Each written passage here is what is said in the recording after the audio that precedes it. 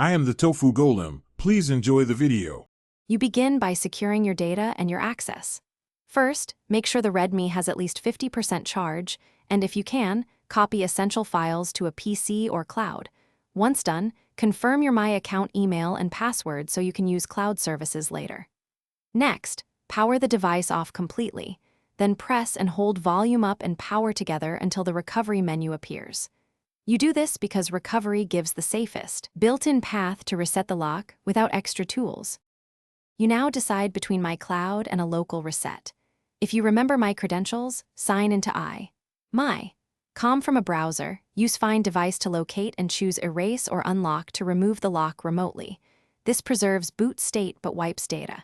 If My methods fail or the account is unknown, choose Wipe Data/Factory Reset from Recovery and confirm.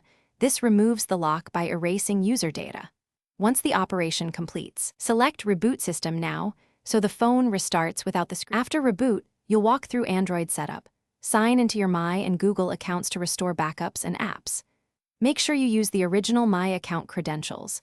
If factory reset protection or activation lock appears, that credential is the key to regain full access.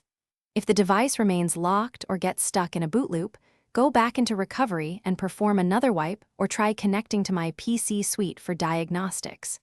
If all else fails, contact Xiaomi support with proof of ownership. Thanks for watching. Consider subscribing if we helped you today.